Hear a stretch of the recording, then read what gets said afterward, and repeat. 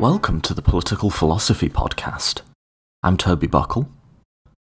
Why are so many of us, particularly so many of us who, comparative to the world and history, are very affluent, have all of our needs met, all of our basic needs at least, why are so many of us unhappy a lot or even most of the time? I did a Twitter poll before doing this episode, and I just asked, do you feel happy? Only 6% of my listeners said they felt happy all or most of the time. 19% said they felt usually happy. Almost half, 47%, said they felt happy only some of the time. And the remaining 27% said they were usually or almost always unhappy. Now, that's not a representative sample, but it actually holds up to what happens when you do have a representative sample. Only about 25 to 30% of Americans say they usually feel happy, which is quite a remarkable number when you think about it.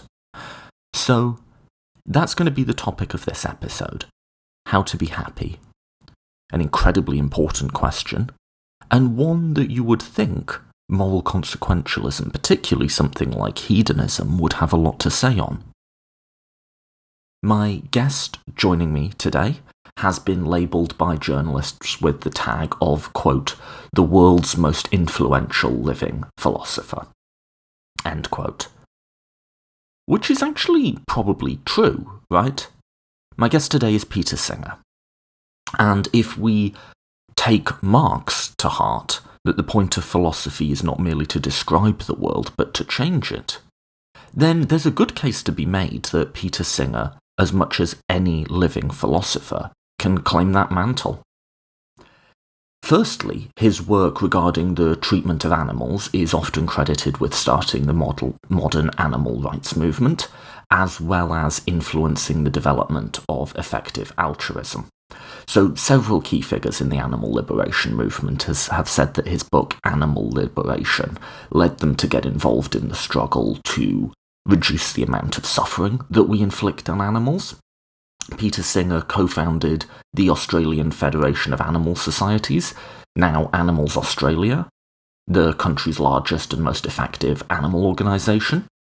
On the altruism front, he's the founder of The Life You Can Save, an organisation based on the book by that name. It aims to spread ideas about why we should be doing as much as we can to improve the lives of people living in extreme poverty. And I would recommend, as a short introduction to that, his TED Talk on that. His writings in that area include the really famous 1972 essay Famine, Affluence and Morality, in which he argues for donating to help the global poor, and two books which make the same case, The Life You Can Save and The Most Good You Can Do. But honestly, that's a tiny sampling of Professor Singer's overall contribution to these fields. He's written, co-authored, and edited more than 50 books, including Practical Ethics, The Expanding Circle, Rethinking Life and Death, One World, The Ethics of What We Eat, and The Point of View of the Universe. His writings have appeared in more than 25 languages, and he's been a columnist for many of the world's leading news organisations, including The Guardian. A lot more I could add to that bio, but I would be taking up a whole episode just to do it, so I'll leave it at that. And as a final note, I will say Professor Singer, I don't know how much this counts for, if anything at all, but is one of the philosophers I really look to as essentially getting it right, if we're allowed to say such a thing. But in terms of the moral consequentialist framework, a focus on alleviating suffering all around the world, a generally left-of-centre politics, yeah, I think this is correct. And again, I don't know how far you'd want to take my opinion on that, but Professor Singer really is someone I think just gets philosophy right. Another person who I mention in this conversation who would fall into that category would be Will MacAskill. And if you are interested in this conversation, I recommend going back to season 1. I have an episode with Will MacAskill called Moral Uncertainty. That is quite a challenging conversation, but people have said they found it valuable.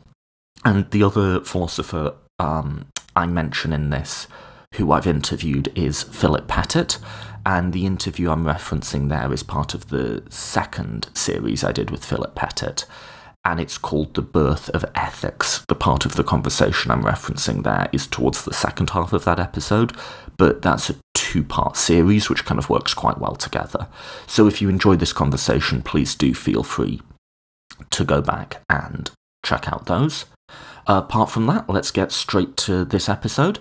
I was really, really excited to have Professor Singer on, and I'm really excited to bring this conversation to you.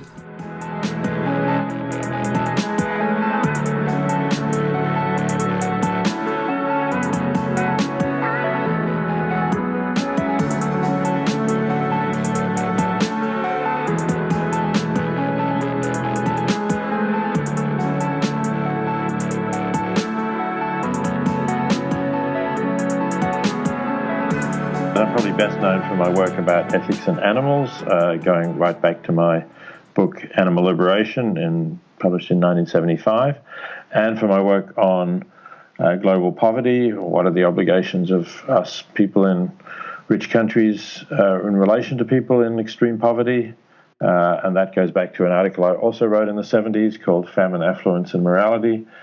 And I followed that up with a couple of more recent books, The Life You Can Save, which currently I'm actually working on updating. We're going to have a 10th anniversary edition of The Life You Can Save by the end of the year.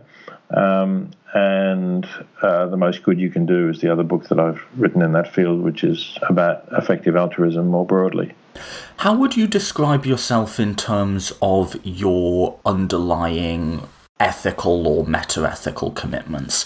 Is it fair to call you, well, I'll just ask that question before putting a label on you. Yes. If you're going to say is it fair to call you a utilitarian, the answer is definitely yes. I do consider myself a utilitarian. And that's my normative position. And in terms of my meta-ethical position, I'm now prepared to say that I'm an objectivist. That is, I think that there are truths in ethics. I'm a non-naturalist. Along the lines of people like Derek Parfit, who is sort of a non-natural rationalist. That is, I think that our reason enables us to see that there are some basic truths in ethics. Would you own the label hedonist, accepting as a qualifier that there are many different types of hedonist, but would you own it in the broad sense that the only source... I would now, yes. A few years ago I considered myself a preference utilitarian, but I eventually decided that the case for hedonistic utilitarianism was stronger than the case for preference utilitarianism. So, yes, I'm happy to own that label too. Okay, terrific. So here's my first, philosophy question for you, and the context to the questions that I wanted to ask you in this interview is when I have someone who's fairly high profile on, I try and avoid retreading an interview they've already done a few times, and I was rereading a number of your pieces, particularly The Shallow Pond, and I noticed that there was an undercurrent of, the overcurrent is, the global good is served by treating animals better or being involved in charities and other things, but there was also an undercurrent of a sense that a lot of people, even in wealthy nations, weren't happy, and that they weren't finding happiness in the things that society told them that they would find happiness in, and your vision of effective altruism, if I can use that phrase, was a possible alternative. So the first philosophy question I wanted to ask you is accepting both hedonism and utilitarianism, which I think I do also as a sort of amateur philosopher. Is there any necessary connection between what's going to make our personal lives in a hedonistic sense valuable, what's good for us personally, and pursuing what would be globally good, whatever that might turn out to be? Or is it just a happy accident that because of evolution or psychology or social conditioning, it does tend to be the case that we're made happy by doing good, but there's not necessarily any reason why it ought to be so? That was a long question, sorry. Yes, but no, that's a good question. I think the answer is the second of those, that is, I can't see that there's a necessary connection. It's not somehow written up in the fabric of the universe or in the fabric of reason that we should be the kinds of beings who get happiness and fulfillment out of making the world a better place. And I think, as evidence that it's not a necessary connection, I think there are, it's not even true of everybody in the actual world that they do get happiness and satisfaction out of that. But I think many people do. And perhaps once you've satisfied your basic needs, that is, once you've got enough food and shelter and maybe some company, relationships, which are really important for human beings, then helping others and giving yourself that sort of purpose is an important component for most people in terms of happiness. But it is something to do with the kinds of beings we are. It's not a necessary truth. So I wanted to ask you that because that's my best guess as to that as well. But when I'm discussing this with someone who's not a moral consequentialist, they tend to find that answer profoundly disappointing, and they want me to be able to say that there must be some connection, and there must be something wrong with a happy Caligula, or something like that. And I just don't have a better answer in that they're just two separate questions, and it's very fortunate when they coincide, but there will be instances when they don't. But then I think people view that sort of as an admission of a failure of this ethical theory. How you must have been in that position. How do you sort of make sense of that set of concerns? I think that's kind of a legacy of a sort of view of the universe, which is held by religious people who somehow want to believe that everything has been made by a divine creator who is all powerful and also all good. And therefore everything in the world must be right somehow, if only we could understand it. Within that sort of framework, then you would want to think that Caligula couldn't be happy, that somehow, somebody as evil as Caligula has to be punished. And then you can invent hell, and you can say, well, they may seem to be happy in this world, but, they're going to roast in hell forever after, and that's an eternal torment. So, they'll be sorry. But I just think that's a sort of nice little fairy tale that some people tell themselves, that the world was somehow constructed in this way with so that everything is going to work out for the best. And unfortunately, if we understand evolution and other things that science tells us about how the world came to exist and how it came to be as it is, that's just not the case. So that might be an answer that's disappointing to some, but that just has to be the answer because that's what's true about the universe. Yes, it's disappointing only against a background of illusions, illusory hopes about the nature of the universe. Final question on this point is, if we are advocating for others to do good in the global sense, so you've spent a lot of your career advocating for people to give to charity. I've spent a lot of my career actually working for charities in development departments, so asking people either directly or via mail or email or whatever to give money. What do we, if we accept that there can be such a fundamental disjuncture, what are we actually doing when we make that moral case? We're appealing to something, right? Are we merely appealing to, that some number of people will be psychologically disposed to that? Or is there some sort of, is there any sense, I guess, in appealing for people to prioritise the global good over their own? I think there is some sense to that.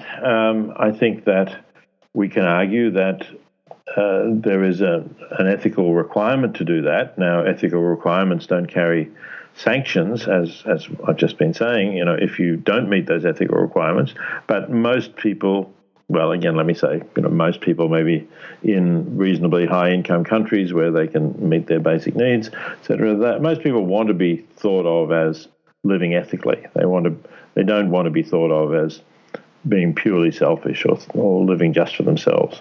And I think you can appeal to that, and you can appeal to the sense of, if you are living ethically in today's world, it's not enough just to obey those commandments that begin with, thou shalt not. You shouldn't kill, maim, injure, cheat, steal, lie, those sorts of things. But But if you're lucky enough to be living in an affluent country and to have some surplus income that or you spend it on things that you don't really need, then part of living an ethical life is to take account of the fact that there are hundreds of millions of people living in extreme poverty still in the world today, and we can do something to make their lives significantly better at no cost or at most a minimal cost to ourselves. So I think you can put those arguments to people, and if they are concerned with ethics, they may well follow them. And of course, you can also, as I have done, point out the psychological research that suggests that they are likely to be more happy and more fulfilled anyway if they act in this way. I think, there's a good case that it is in your hedonistic interest to participate in moral norms. Hedonism there defined broadly as leading a meaningful life rather than your immediate hedonic state. I talked to Philip Pettit, who I'm sure you're familiar with, and put the same question to him. A colleague of mine at Princeton, in fact. Yeah, he does a similar thing to you, right, where he's half and half Australia-US. Yes, that's right. I mean, that's completely beside the point. But anyway, his answer was that we are invested in our persona in a way that goes beyond mere reputational concern. And at the end of the day, participating in moral norms is a sort of deep authenticity. And it's that we want to be the sort of person that we want to project to others. But that there's no law of nature that sense of hedonistic satisfaction in that participation, though real, will necessarily overwhelm other sorts of considerations that might lead you to do evil.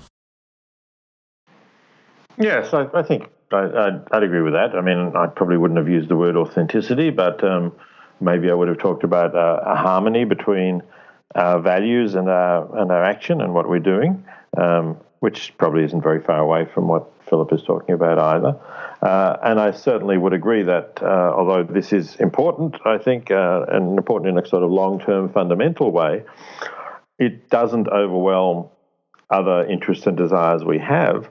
And in fact, particularly, of course, we have these short-term desires, or strong impulses, urges, desires at a particular moment, and we all know that they overwhelm what are clearly long-term self-interested desires as well. That people do all sorts of crazy things in the moment, which they know are very likely to be bad for them in the long run. They take risks and do things that are put in peril, their long-term relationships because of a momentary desire instinct. So I think it's not only a conflict between these strong short-term desires and ethics, but also conflict between short-term and longer-term desires. Question just occurring to me now, and I should say just as a clarifier, I forget if authenticity was the word Philip Pettit used or that was me characterising his view, so I'll own that if that was a mistaken attribution on my part.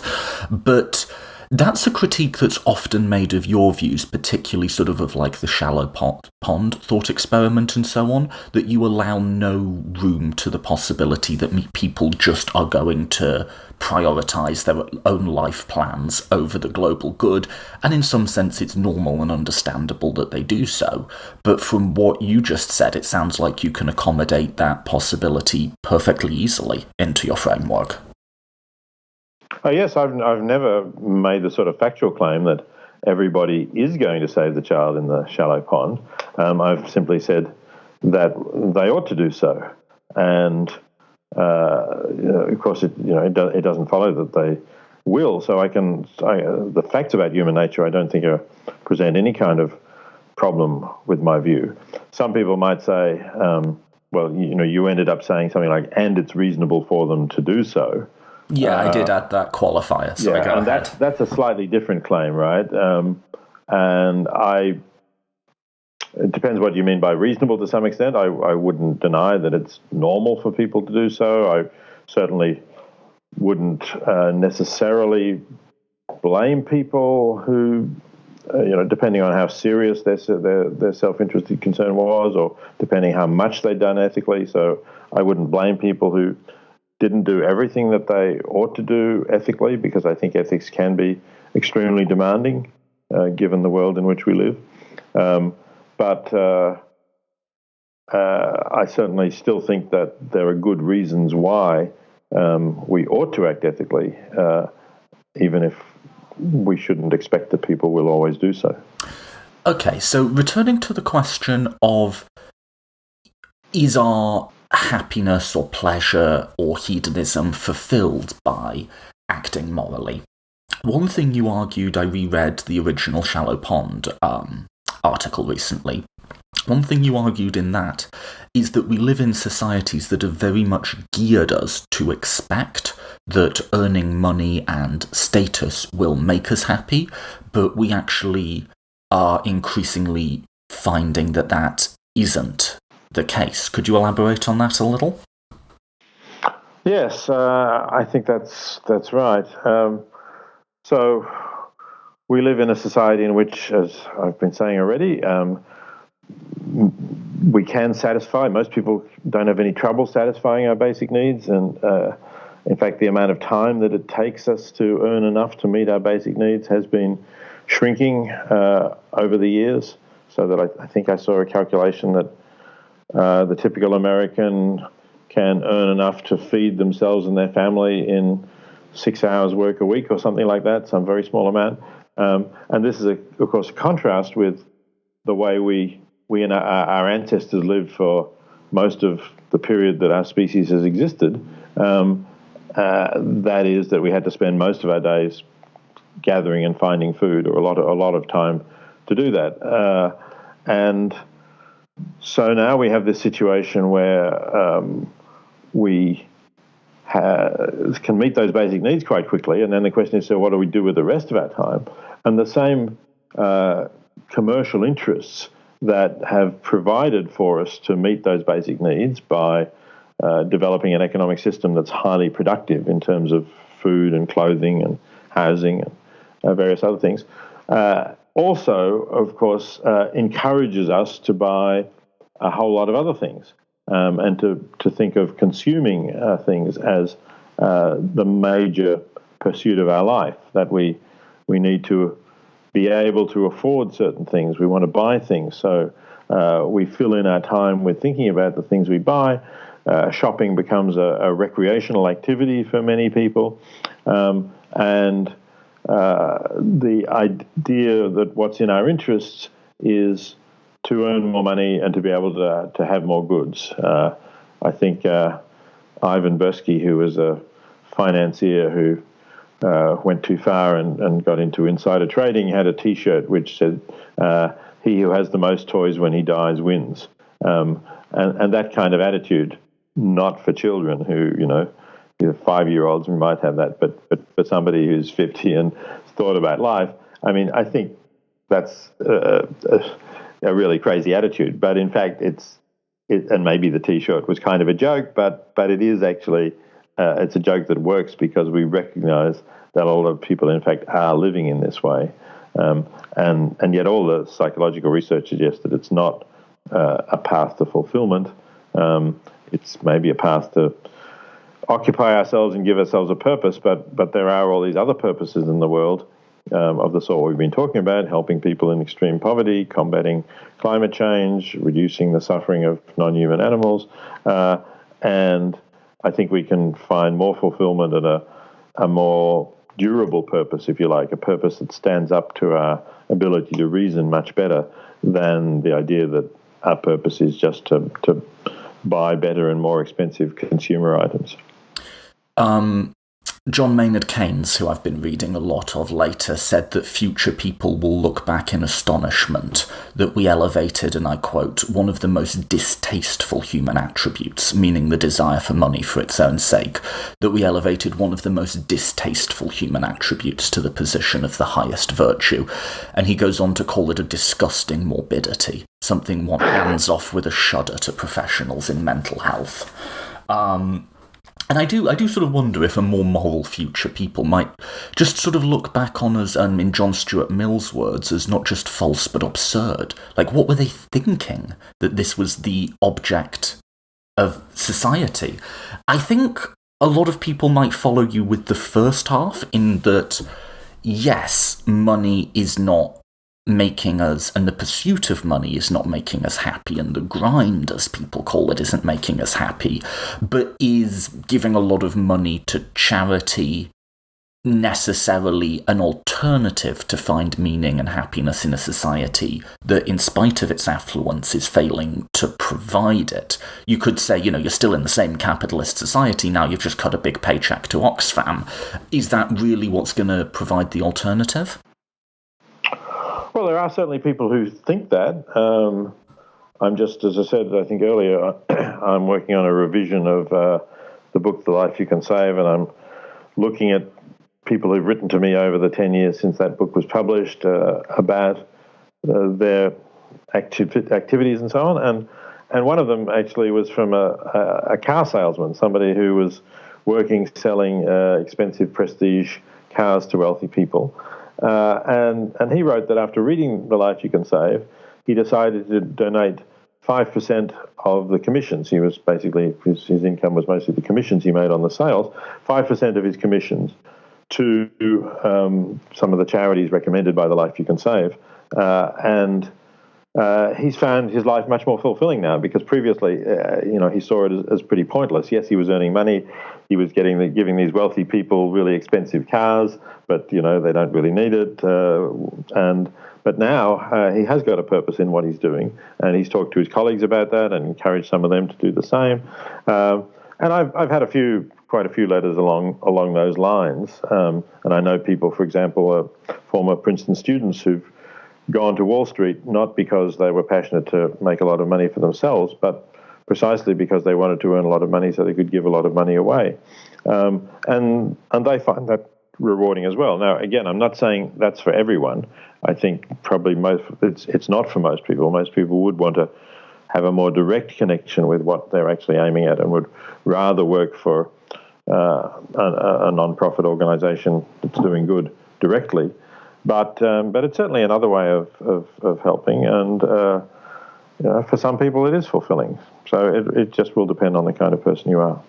Well, let me add another element to that, which is just sort of like my personal story. So this isn't going to be a question, it's just going to be a statement, and then you can respond to it or not as you see fit. But one of the criticisms of The Shallow Pond, which seems valid initially, but on reflection I think is actually a little psychologically misguided, is that obviously it's going to be much more emotionally and psychologically impactful and fulfilling to pull the child out of your pond yourself, as opposed to donating whatever the equivalent sum of money would be necessary to save a child halfway around the world who needs your assistance. And I was actually thinking about this recently as stuff that I might ask you about, and I realised with an absolute jolt, because I'd almost forgotten it, that I've personally been in a shallow pond scenario. It wasn't exactly contiguous, but when I was a teenager, a young girl I knew my age, about 14, 15, got very intoxicated and fell in the sea and started going under. And I went in and I pulled her out, and it was absolutely terrifying. And I got some props for it afterwards, and that's generally, it was a well-regarded action. And then I've spent maybe the last 8 to 10 years working for progressive organisations and charity. And if I think, never mind what the good of the money I've raised for charity is, and when I say I worked for charity, I've worked in development, I've worked asking people for money, not directly providing the services. What's more directly impacted my happiness? What's more made my life meaningful and fulfilling? There's absolutely no doubt it's been participating in fundraising, indirectly helping people. Like I say, I'm very glad I did it, but that was an impulse decision when I was a teenager that has in no way informed my life purpose or who I am as a person, or the satisfaction I take in life. Whereas being part of a moral community who do give money to charity, and more than that, building into my life plans that not everything I'm going to do with my life, but part of what I'm going to do with my life is try and participate in the global good, that's been so much more informing to my well-being than this one immediate spur-of-the-moment thing. So that didn't end in a question mark, but I just wanted to sort of put that to you. Yeah, that's actually really interesting because the psychology, the literature does suggest that we get more out of helping people who we see, who we know, and that's perhaps why people might go and help out with a local soup kitchen or something like that to help people who are homeless get a good, decent meal, and they find that satisfying, more satisfying than sending money to the Against Malaria Foundation, where you will never know. You know, you will pay for some bed nets. You can even find out which country or region the bed nets are going to, but of course you'll never know which child's life was saved by the bed nets. So there is some suggestion that the people are more likely to respond to the identifiable individual in front of you than to the statistical life. And your story is an interesting difference from that, because I suppose you also didn't really know in the fundraising you were doing. You never encountered a person who was saved by the fundraising or assisted by it. Is that right? With one exception, basically never. I think the difference, there's immediate and distant, and that's definitely the case. I think there's also planned and unplanned, because the shallow pond, or the story I've just told, are pure reactive, right? It's just what does your fight-flight reaction in your head do in the moment? And then there's like, what are you building into your life plan? Now, you could build into your life plan directly aiding people, but that's probably something most people can't do, whereas a great many people can build into their life plan, i.e. a particular career choice, or merely just donating a certain portion of their income to charity. Right, yes, I think that's true. But I suppose there's a question about what difference it makes to your psychology, whether it's built into your career plan or something that happens that then nevertheless you think of as this was a great moment in my life. And I imagine some people might think that saving somebody from drowning in the sea was a great moment that they look back on from time to time and say, well, my life has been worthwhile even if I do nothing else good because I saved that one person. But obviously, if they think as you do, then they will take the larger picture and they will think, yes, I happened to that situation at that time and I was able to do that. But I did make a deliberate decision and life plan to try to spend not just a moment, but years of my life helping others. And even if I don't see the individuals I helped, that's nevertheless a more important thing to do. And I agree with that. I just wish that the psychology that you've described was the psychology that everybody has. Unfortunately, the research that I read says that it isn't. But there we are. We could wish that everyone was more motivated to behave in certain ways, but it would just be wishing. I think there might be a case that of like you don't. What does Mill say? You don't. I'm going to butcher the quote, but essentially, you don't know a pleasure till you've tried it, and like before you immediately rule out the more long-run building something into your life plans, you should try it. Like, because probably most people only have the memory, the experience of behaving strongly altruistically in immediate moments like the shallow pond. Maybe not that severe, but something like that. Whereas they don't have the experience of building it into their life, their sort of aspirations in life. And so I would sort of say, try it. Like, what have you got to lose apart from a little bit of income, Yes. So you're right. Mill said it's people who have experience of different pleasures who are the better judges to which is the greater pleasure. And the only thing I'd say about, saying that most people don't have this experience of altruism is I think most people are much more involved in their close relationships. So they would say, well, I'm acting altruistically because, when my mother was ill, I spent a lot of time visiting her in hospital, or I brought her food that she liked, and those sorts of things. And then they will talk about other friends and family that they've acted altruistically towards. So I think people are altruistic and are aware of that in their lives, but it's within the small circle. And for me, part of the problem when I talk about global poverty, or even more so perhaps when I talk about non-human animals, is getting people beyond those circles to see that there are all these other beings in the world for whom they could make a huge difference in terms of what their lives are like.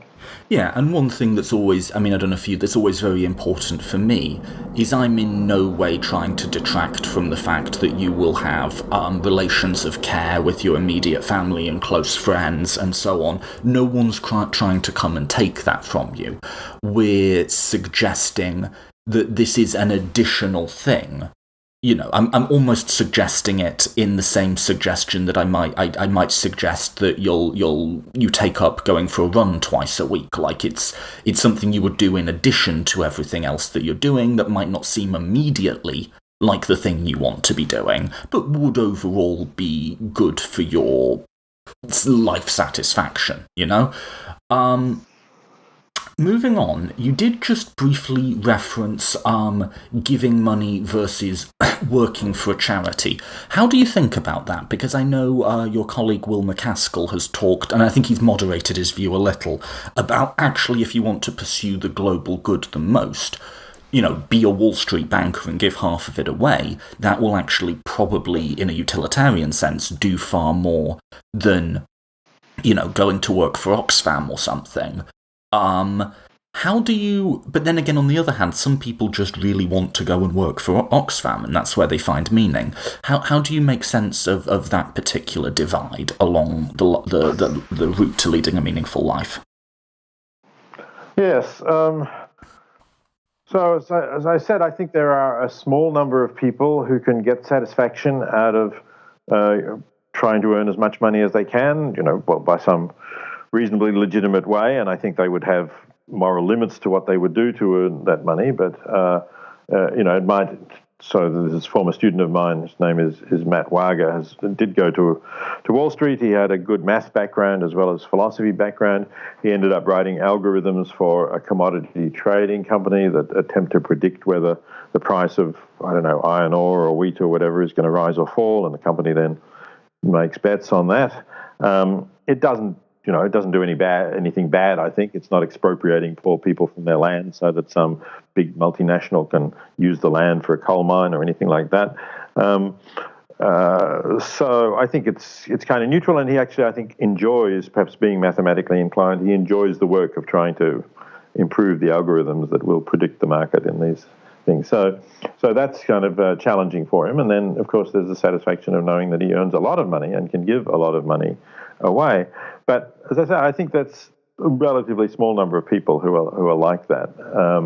And for others, certainly, Oxfam and all of the other agencies, non-profits, do need talented people. Talented people working for them can make a big difference. And I think that's one of the things you mentioned. Will MacAskill, I think, has moderated his views. I think he's more aware and gives more weight to the idea of the differences that talented people can make by going to work for effective aid agencies. So the utilitarian calculus isn't as obviously in going to work in the finance industry if you're a talented person as it seemed to him to be at first. But certainly that's an option that was neglected that he helped to put on the table, and I think we should congratulate him for that. I think that was a useful thing to do. Yes, I agree. I think as someone who works for charities that there's got to be someone on the other end of that donation giving us the money, right? There's got to be both sides. There's got to be the person using the money and the person giving it. Otherwise the equation just collapses and the whole thing doesn't make any sense.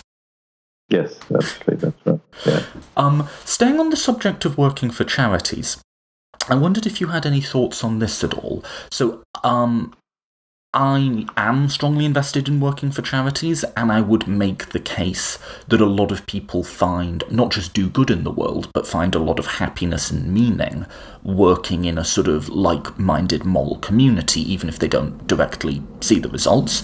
One thing that has been concerning recently is a number of the big charities. We mentioned Oxfam. I could also add to that the Southern Poverty Law Centre and Amnesty International have recently, even just in the last year, had a number of quite public scandals about how they use their money. And what's particularly concerning to me, charities will waste money from time to time. It's not pretty, but it happens. But what's particularly concerning to me about how they treat their staff, and apparently a lot of people have felt that those work environments, I'm just going by the press reporting, reporting here have been quite abusive, apparently.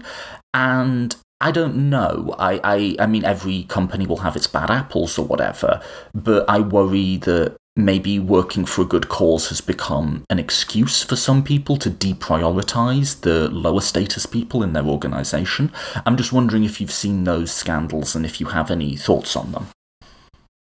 I've seen them in the sense of reading the media reports about them, and I have read that it's had apparently a reasonably marked effect on donations to organizations like those we were talking about that have been involved in these scandals. And that's a pity.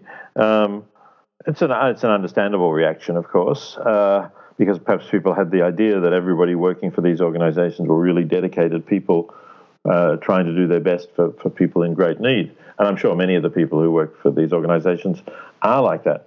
But they're big organizations, and they employ, I guess, tens of thousands of people. And it's inevitable that you will get some people who will abuse their situation and their power. That, again, is unfortunately an aspect of human nature.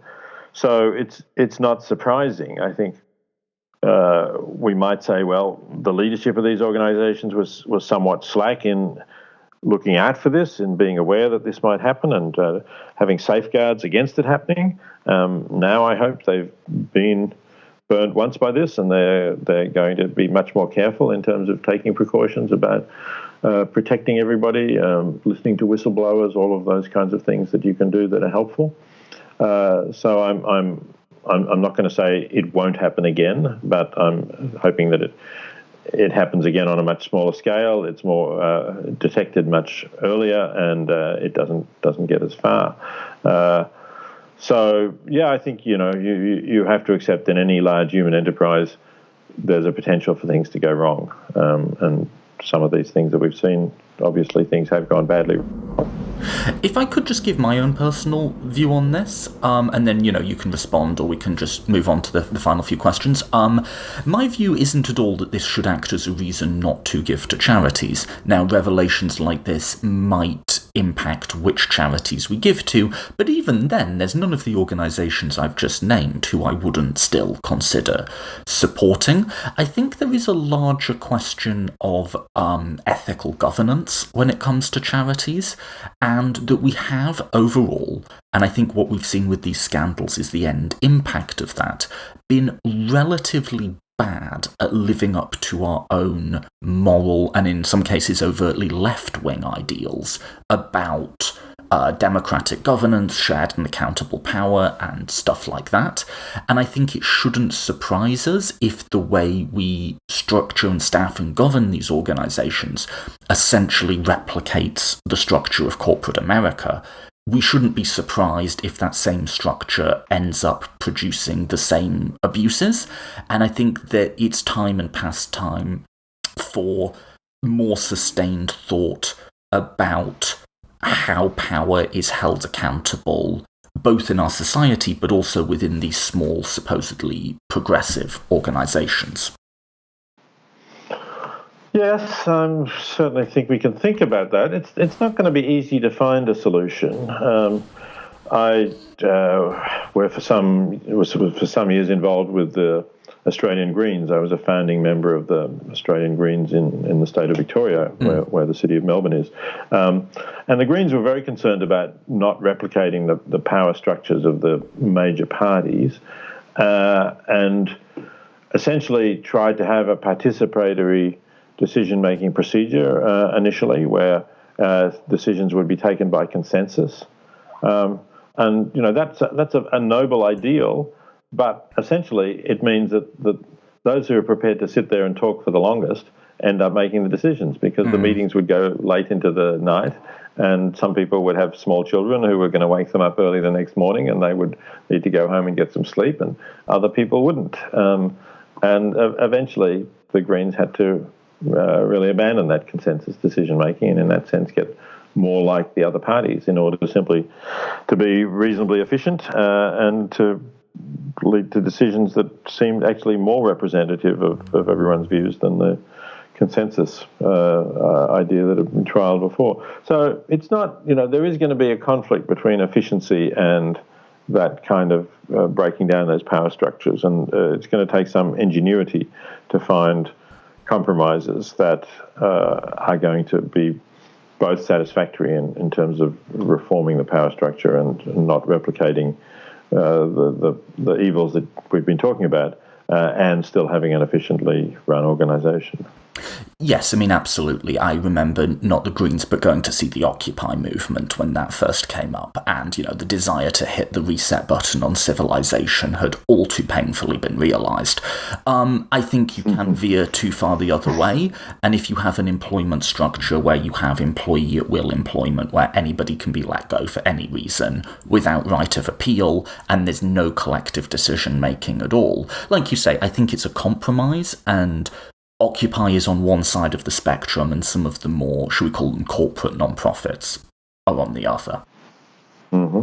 Anyway, that's my hobby horse. I won't burden you with it. Final thoughts. Final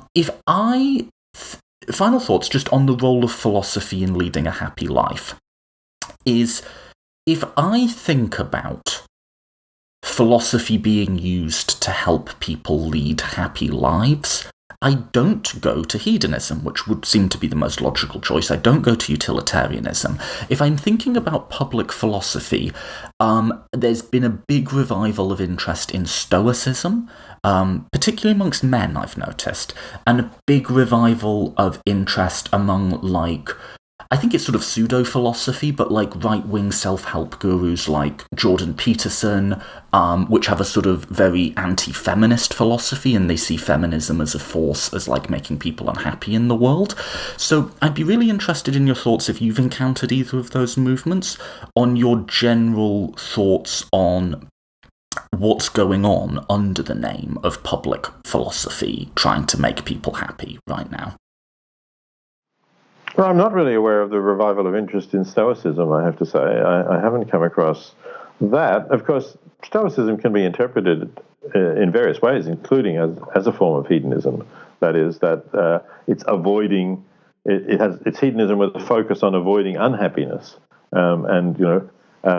Saying, well, even if I'm in prison, my mind is still free and I can still think about what I want to, and I don't have to think about how miserable it is. Here I am in prison, locked up. I can't do all of the nice things that I would like to do.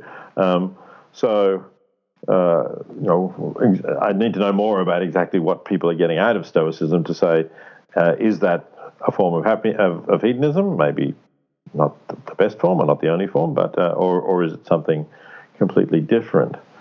The right-wing view about happiness, I guess, has been around for a long time. I'm thinking of Ayn Rand, for instance, here, and her idea that we produce the best society through promoting the virtue of selfishness, because then everybody will be enterprising and they'll, build the greatest buildings and the best structures and so on. And there's obviously some sort of argument about that. People have got very rich providing things that are convenient in our lives that we all use, like computers and mobile phones and so on. So I'm aware of that sort of view. I think that it's one-sided. Obviously there is some truth in the idea that people can be motivated to be productive through the idea of getting ahead, becoming wealthy, becoming famous, whatever it might be. But I think that you need to balance that with the kind of views that were put forward long ago by Peter Kropotkin, who sort of argued that cooperation and sociality are really the basis of happiness in life. And then there are various modern forms of that you can range in to balance Ayn Rand, like Abraham Maslow and his hierarchy of needs, which included social needs and cooperative needs and, in a sense, purpose-driven ethical needs as well, self-realization needs. So I think there's a whole variety of different ideas about happiness out there, and there's a lot been written about that, and there's a lot more research going on about happiness right now, and I welcome that. I think it's important that people think more about happiness. And I actually, a few years ago, I was invited to a conference in Bhutan, which is a country that has gross national happiness as its sort of indicator of whether it's succeeding, rather than gross national income. And I thought it was a great place, I must say. I really admired what they were doing. And I think there are lessons to be learned from that for a lot of other countries as well. Yeah, I mean, listen, obviously I completely agree. What do you make of the right-wing account of happiness, that our happiness is being undermined, not so much on the economic side, but on the social side, by so-called social justice movements, things like particularly feminism, but also Black Lives Matter, calls for the end to oppression of marginalised groups, that those sorts, the right-wing idea that those sorts of social justice causes are sort of infecting our society and breaking down traditional institutions. So like feminism is supposedly breaking down the traditional institutions of marriage and manhood and so on, and that's reliably making all of us of any gender or race less happy. I don't subscribe to that view. I was just wondering if you had a take on it. No, I certainly don't subscribe to it either. And, I think in that context, it's worth pointing out that one of the great 19th century utilitarians, John Stuart Mill, wrote a wonderful book, The Subjection of Women, in which he pointed out that the traditional institution, certainly as it was practiced in England in the mid-19th century, produced a lot of misery for women because they did not have options. In fact, married women in England in Mill's time could not own property. When they married, their property became their husband's property, and so they really had no options. If their marriage was a bad one, they could hardly leave, as they would be completely penniless. I think, I don't think even the anti-feminists today would want to go back to that, but I think that a lot of the constraints that feminists have undone have been ones that have oppressed women and have left women with few choices when they were in bad situations. And I welcome the fact that today they have a much wider range of choices, that they can go out and earn their own income, that they don't have to be ashamed of being what used to be called a spinster, that they're living an independent life without a man in their life. I think all of those things are tremendously important in promoting happiness, and I don't at all see that they're undermining the happiness of our society in the 21st century. Yeah, completely agreed. So, cheesy question to close with then. The people I've referenced, I won't go back to Stoicism, I could elaborate, but that'd be like a whole other half-hour conversation. But the people I was referencing on the sort of conservative right often try to distill their self-help into like a number of bullet points. Tidy up your room in the morning, this sort of thing, right? Good conservative advice. If we were giving advice from a hedonistic or utilitarian perspective, what would be some chapter titles in a self-help book by Peter Singer? That's an interesting idea. Yeah. So there would be a whole range of different areas. Obviously, some of the things we've been talking about, like find a larger purpose in your life that you can contribute to and that you can feel is meaningful and rewarding. That's certainly one. But there's also have really strong personal relationships. I think that there's, again, great research showing that's more important. I can't remember the exact figures, but there was some research showing that studied a lot of people as to what made them happy, and having a strong relationship was more important than multiplying your income by some quite large factor. It also increases your life expectancy quite significantly. Sorry, go ahead. That as well. That's right. Yes. So that's something that's really important. Try not to stress about money and not to get obsessed with money and with buying things, because I think that's often a source of unhappiness for people, that they feel they need to sort of match others or surpass others, and they have to keep working to do that. It's a kind of treadmill that they get on, and in fact, it doesn't really bring them satisfaction. So try and avoid that. Try and avoid thinking of the importance of status symbols and things like that. They don't bring happiness in the long run, I believe, either. I suppose those are probably the major chapter headings, without going into. I'm sure there'd be others when I stop to think about it for rather more, but they seem to me to be an important part of feeling good with your life. And as I said right at the beginning of this discussion, try to bring your values in harmony with the way you live. I think that's important too. Do you think there is a role for a sort of empiricist hedonism to play in creating self-help for people? Because self-help tends to be dominated by religion, psychology, some of these right-wing figures that I've talked about. Is there a role for people who think like us ethically to... I'm not volunteering to do it, and I'm not necessarily suggesting you do, but is there maybe a gap in the market there? Yeah, there could be. It has actually. People have suggested to me that I should do something like this, and I've got other things on my agenda at the moment, as I said. But it's possible that one day I will, when I run out of other things that seem to me to be more urgent or important. I think it's an interesting idea. I'm a lot older than you. I've had a lot of experience of life, and maybe it would be interesting to try and distill some of that and put it into a kind of a practical advice book, a self-help book, as you say. I'm being somewhat facetious. I just think it's an intriguing thought. Yeah. I mean, I wrote a book many years ago called How Are We to Live, back in the 90s, which has some elements of that in it, and a critique of sort of consumer society at the time. As a final question, then, and if this is slightly personal, we can just pass on it.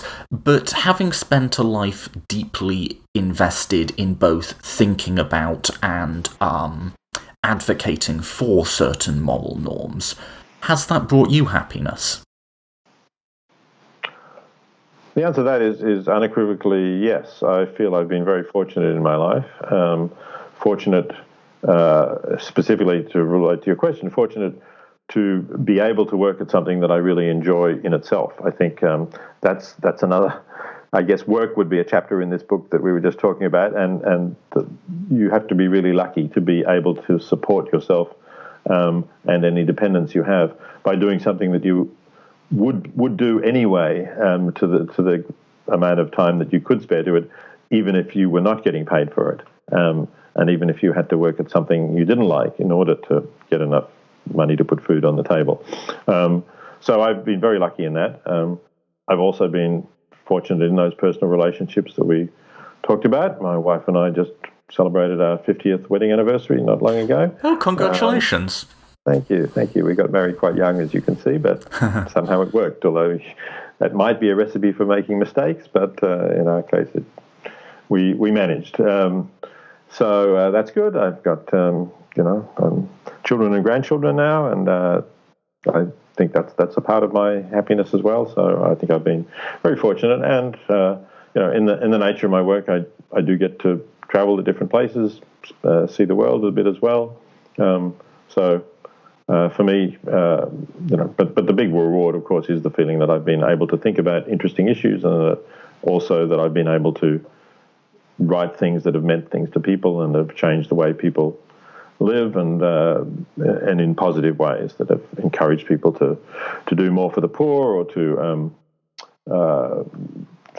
campaign for animals, to stop some of the suffering that we inflict on animals, or to please stop eating animals, those sorts of things. That's meaningful to me, that the things that I write have actually changed people's lives in quite direct and even quite fundamental ways, because what we eat and what we do with our money are both pretty fundamental things for us. Yeah, absolutely. Okay, Professor, I really want to thank you for your time for this interview. I've very much appreciated having you on.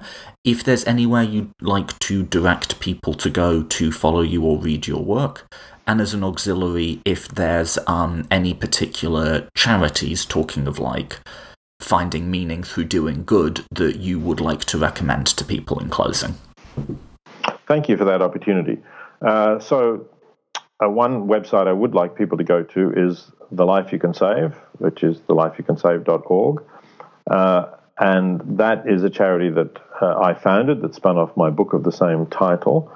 And precisely its function is to recommend charities in the area of global poverty that we would like people to support and donate to, because we think they're highly effective and we think their donations will do more good with those charities than with more or less randomly selected charities in the field.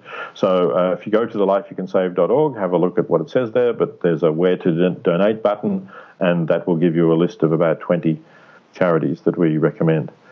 If you want more information about me and what I've written and future events that might be in your part of the world, go to petersinger.info. That's my personal website.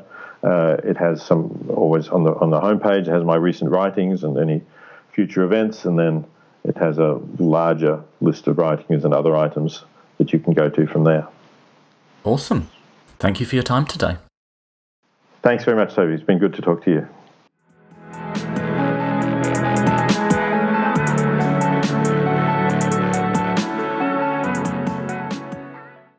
Thank you for listening to the Political Philosophy Podcast.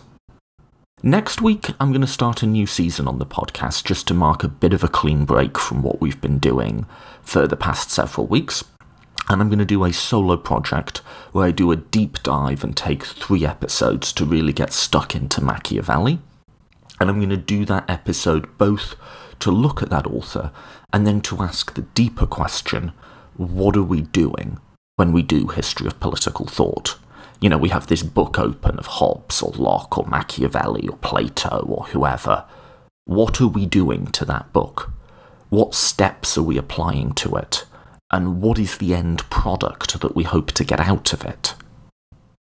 And I'm going to argue that there's actually different methodologies that we can use because we want different things from those texts.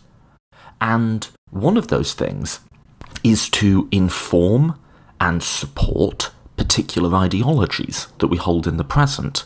So I'm going to be looking at what links we can make and what support we can draw from Renaissance Republican authors in our contemporary project of social democratic or even radical thought about income inequality, the gap between the rich and the poor, and class conflict.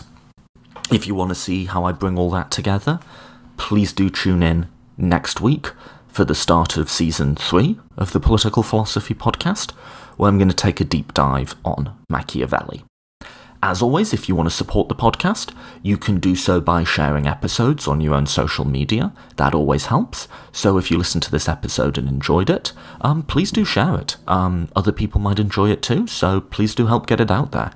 If you're able to support on a monetary basis, we have a Patreon page. It's just patreon.com/political philosophy podcast, patreon.com/political philosophy podcast, and you can sponsor us for whatever amount. I've been recommending people chip in $2 an episode, but, whatever seems fair to you. If you could do more, if you can't do that much, even $1 helps. So, big thank you to everyone who does that. If you want to follow the podcast, all of the links are on politicalphilosophypodcast.com, all one word, politicalphilosophypodcast.com.